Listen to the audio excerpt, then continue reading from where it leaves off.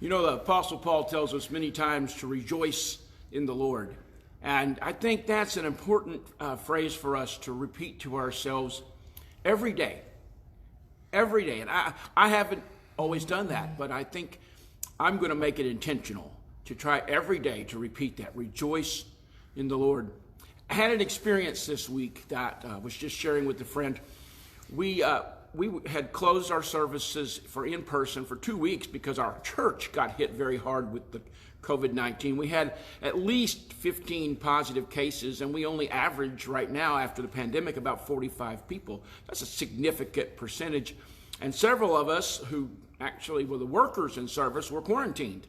So we went to online only. Some of you watched, and thank you for doing that.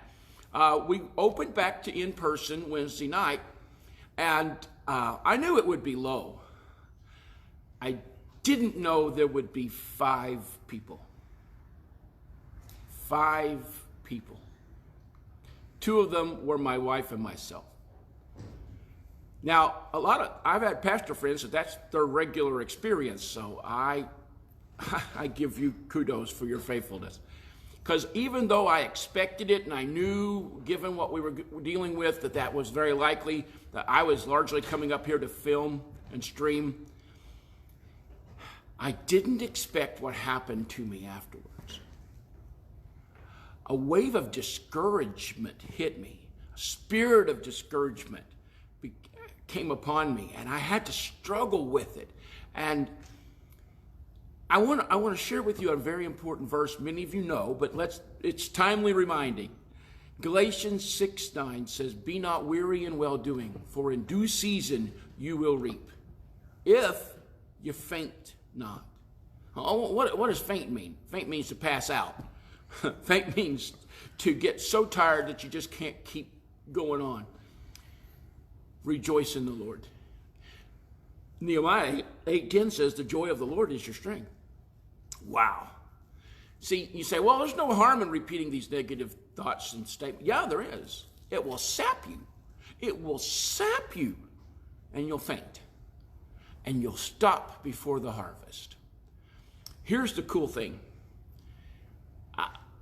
Last Sunday when I couldn't be here, and actually it was the Sunday before, I happened to glance. I don't usually check views, but that afternoon I checked views. And there were 220 views of the Sunday morning service. And someone said, well, they may have just checked. I don't know how long anybody watched or those things, but I do know that there's never been a Sunday morning here I've had 220 people. So you know what?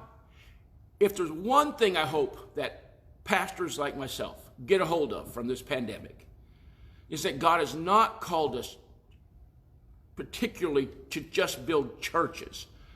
He's called us to build the kingdom. He's called us to get the word out, however that is. And there have been times that I've grasped that better than others.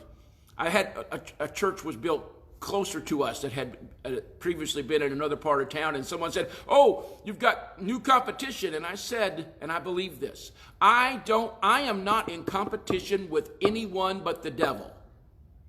If the church is a Christian church, a church where people come to know Jesus, a church where people get involved in a relationship, true relationship with the King of Kings and the Lord of Lords, they are not my competition. They are my teammates.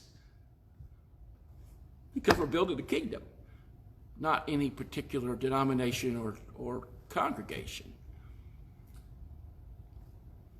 Be not weary. Whatever you're doing, rejoice in the Lord. God bless you.